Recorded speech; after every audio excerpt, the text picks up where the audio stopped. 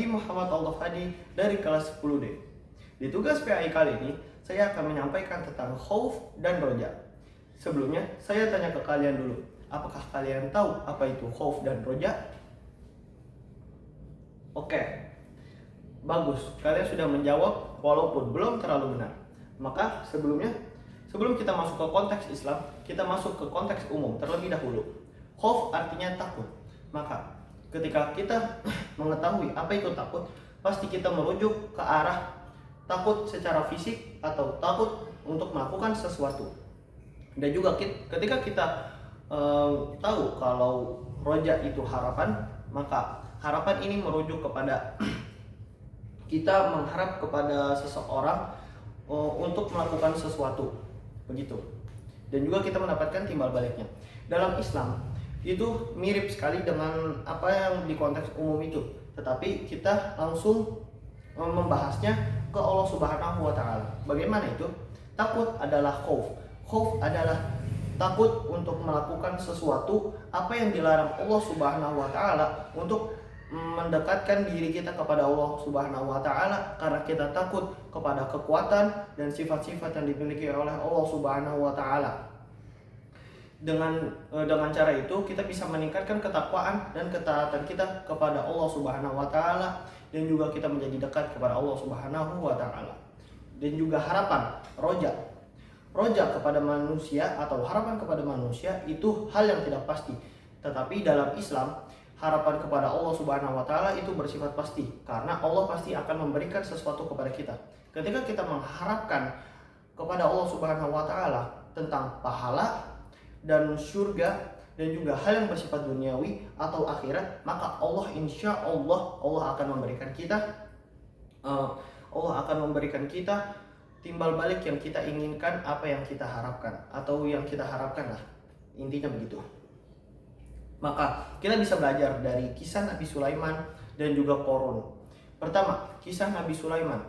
Nabi Sulaiman diberikan kekayaan dan juga karunia dari Allah Subhanahu wa Ta'ala untuk bisa mengobrol dengan hewan-hewan, dan juga diberikan kerajaan yang sangat mewah, dan juga diberikan kekuatan-kekuatan yang diberikan kepada Nabi Sulaiman oleh Allah Subhanahu wa Ta'ala.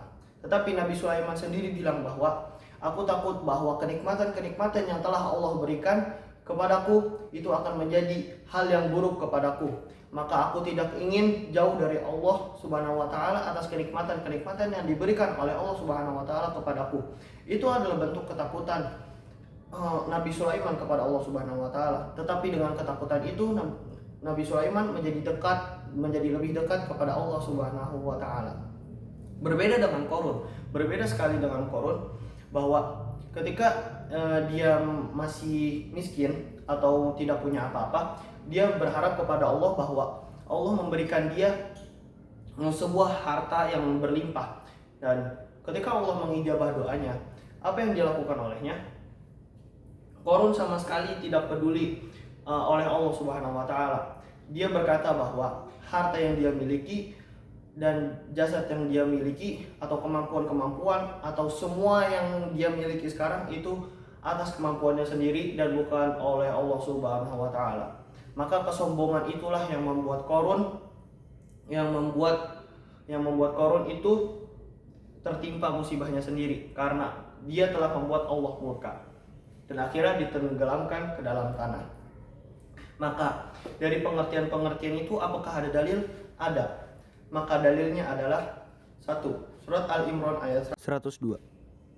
يا أيها الذين آمنوا اتقوا الله حق تقاته ولا تموتن إلا وأنتم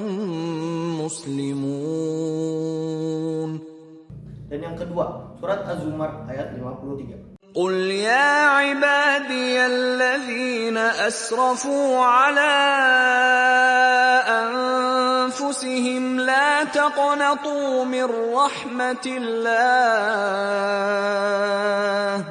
إن الله يغفر الذنوب جميعا إنه هو الغفور الرحيم.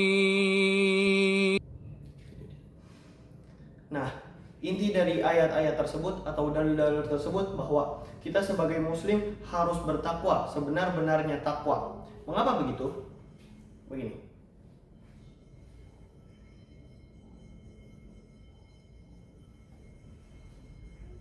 Karena dengan kita sebenar-benarnya takwa, kita bakal dekat dengan Allah Subhanahu wa taala, dan juga kita bisa menambah ketakwaan kita kepada Allah Subhanahu wa taala, maka kita akan bisa hidup bahagia di dunia maupun di akhirat.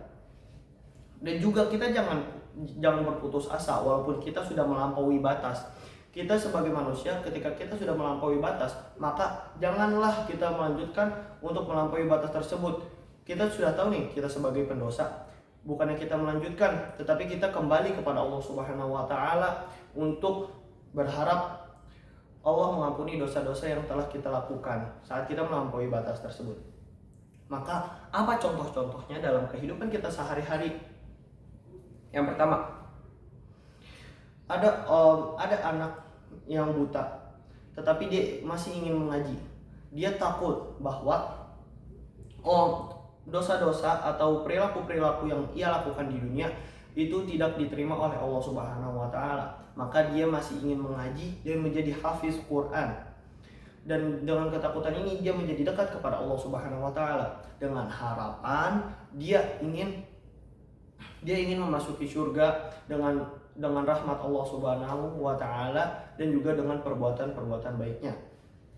Dan yang kedua, contohnya itu seperti anak yang tidak mau durhaka, karena anak yang takut durhaka kepada orang tuanya dengan tidak melakukan apa yang dilarang oleh Allah Subhanahu wa taala dan melakukan apa yang diperintahkan oleh Allah Subhanahu wa taala untuk kedua orang tuanya, dengan harapan Allah memberikannya pahala dan memberikan ridhonya kepadanya. Maka dari semua yang sudah saya bahas, apa sih yang sudah saya dapat untuk diri saya sendiri? Dengan khauf dan roja ini, saya menyadari bahwa dengan kita takutnya kepada Allah dan memberikan harapan kita kepada Allah, itu hidup kita menjadi lebih aman dan lebih terarah. Karena tujuan kita itu jelas, yaitu kepada Allah Subhanahu wa taala. Jadi kita harus melakukan perilaku-perilaku yang baik agar kita bisa mendapatkan rahmat Allah dan juga bisa menjadi lebih dekat kepada Allah Subhanahu wa taala.